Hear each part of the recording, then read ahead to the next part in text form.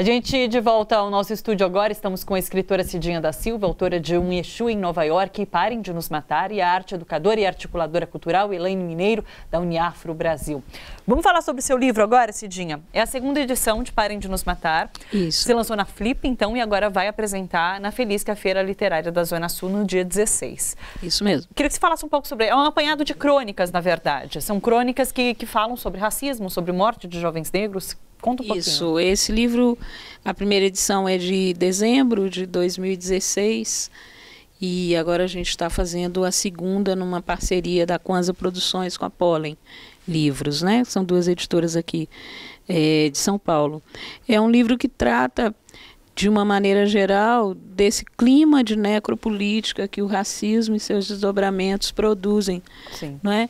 Para a população negra, que é um dos principais alvos do racismo no Brasil, junto com a população indígena.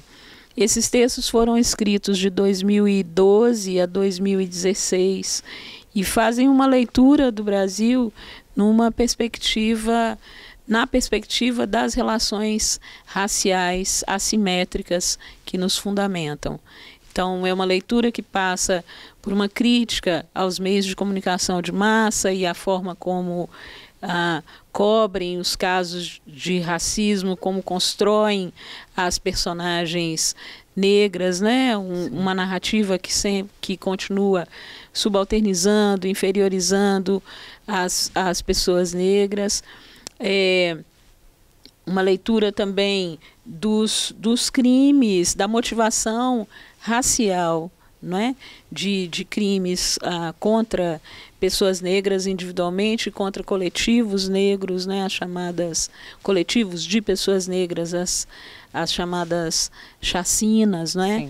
E trata também, esse livro trata também da resistência, da forma como as pessoas negras têm respondido a isso, as instituições negras, como elas têm respondido nesse formato, e o gênero, né, que eu escolhi para tratar desses temas é a crônica. Sim, que bom, que bom. Dia 16, então, na Feira Literária da Zona Sul, inclusive junto com o Sérgio Vaz, que organiza também a feira, né? Que organiza a Cooperifa, né? Isso. A gente vai fazer essa mesa junto à Cooperifa, que é um espaço muito importante, onde costumo lançar todos os meus livros. Já lancei o hashtag Parem de Nos Matar lá na Cooperifa. Que bacana. Agora, Elaine, a gente recebeu inclusive uma pergunta aqui de um telespectador que acompanha o nosso programa, em que vai de encontro a algo que você falou também a princípio, que é sobre primeiro a atuação da polícia nas periferias, e muitas vezes o policial é morador da periferia e acaba agindo assim quando vai fazer a sua atuação ali. E na questão dos jovens, principalmente do jovem de 17 anos que foi torturado e que conseguiu se reconhecer quem são os dois torturadores, também são dois homens negros. O que tudo isso significa?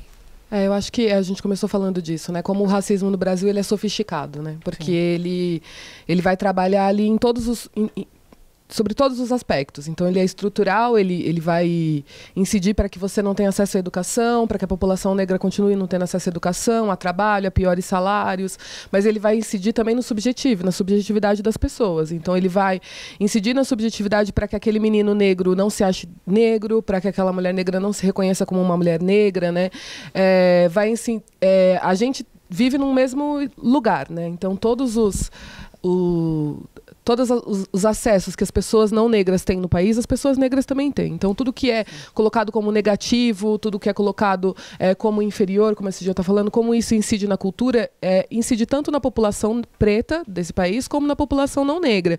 Então, não é difícil de entender como uma pessoa negra não reconhece o lugar em que ele está submetido, né? E às vezes como o algoz, né? Mesmo nos processos de escravidão, a gente ouve relatos e conhece da nossa história que haviam negros que serviam lá aos senhores de escravo, né? Buscando negros fugidos, né? Trabalhando com a agressão também à população negra. É um sistema sofisticado de racismo, né? Que vai incidir em tudo, na subjetividade, vai incidir na forma como as pessoas encaram e que autoriza, né? Que as pessoas ajam com violência e não admitam que seja racismo, né? Elas não conseguem enxergar o quanto essa prática é uma prática racista, né? Mesmo a pessoa que está naquela posição, provavelmente você vai conversar com essa pessoa, ela vai te dizer isso, ela fala, não, eu não sou uma pessoa racista, eu sou negro, né? Ou a resposta que a gente sempre ouve é, não, meu irmão é negro, meu vizinho é negro, eu tenho um conhecido negro, assim. Então, as pessoas, elas não conseguem reconhecer o racismo nas relações, elas vão atribuir a qualquer outra coisa. Elas vão atribuir a pobreza, vai atribuir que é uma resposta à violência, elas vão atribuir a qualquer outra situação, mas elas não conseguem reconhecer que aquilo é racismo. E isso é algo que foi estruturado, né? Existem políticas públicas que foram estruturadas para dizer que não existe racismo. A gente tem um mito de uma democracia racial nesse país, de que as relações elas se dão não sobre esse aspecto racista, mas sobre aspectos outros, sociais, culturais, e que inibem e que muitas vezes é difícil para a própria população preta reconhecer racismo. E assim como a gente consegue observar mulheres que reproduzem o machismo, né? Então a gente vê lá nossas mães que às vezes reproduzem comportamentos machistas, né? Que vão podar as mulheres, assim, não é difícil perceber pessoas negras que às vezes vão reproduzir o racismo, porque a gente vive sobre os mesmos códigos, a gente vive sobre as mesmas estruturas e isso vai incidir de forma diferente sobre cada pessoa, né? É uma coisa muito importante, inclusive, da gente pensar que é um trabalho muito sério e importante fazer com que a própria população negra se reconheça enquanto negro e consiga reconhecer todos esses esquemas que são feitos, né, contra a população negra. A gente está enfrentando várias discussões hoje na comunidade preta sobre tudo, sobre psicologia, como a psicologia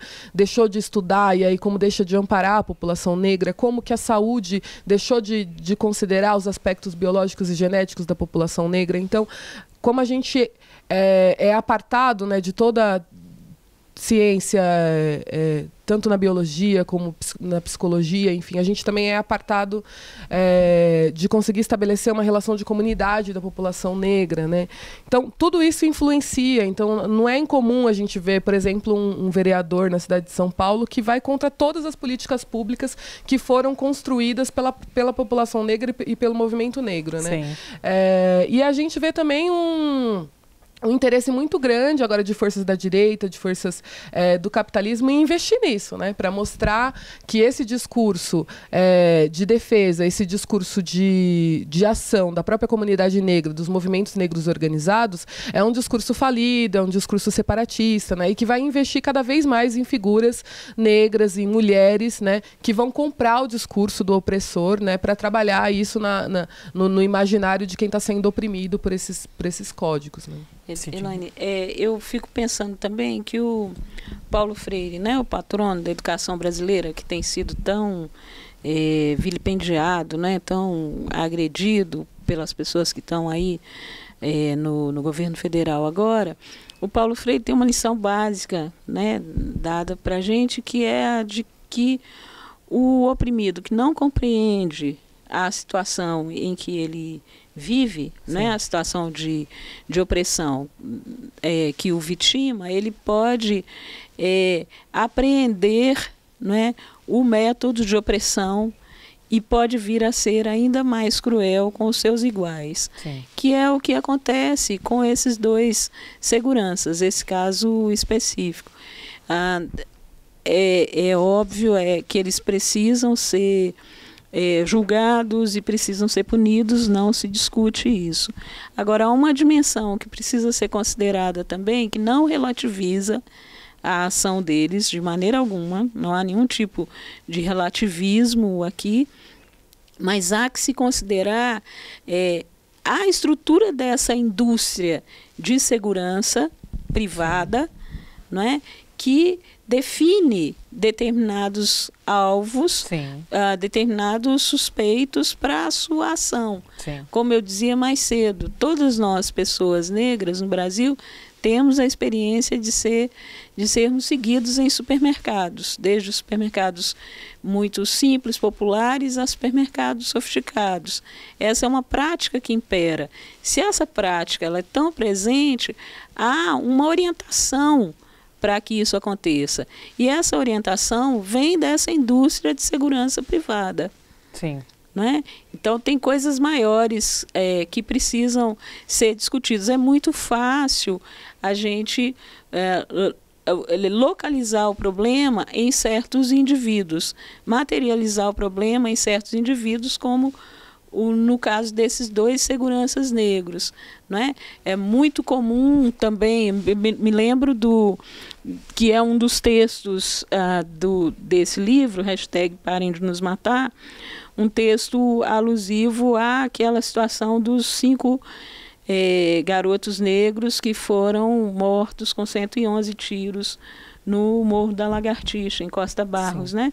No Rio de Janeiro. O secretário de Segurança Pública, à época, como era algo indefensável, né? 111 tiros é um número de guerra, de tiro em guerra, né?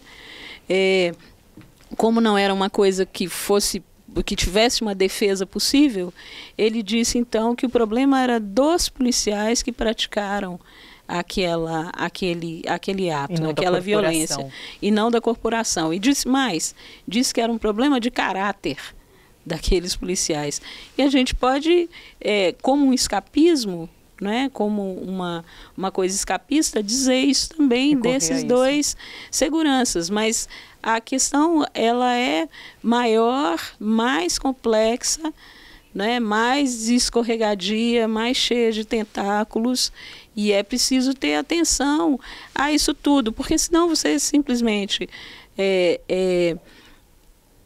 criminaliza esses 2 agentes, né, de segurança privada, que são agentes de uma perspectiva de criminalização da pessoa negra. Sim. Né? E é essa a discussão maior que precisa ser feita. Olha só, você que curte a TVT e quer contribuir com a gente para que a nossa programação chegue cada vez mais longe, se inscreva no nosso canal do YouTube /Rede TVT e torne-se membro. Ou então faça a sua contribuição em nosso Catarse. É só acessar catarse.me/TVT. A gente agradece.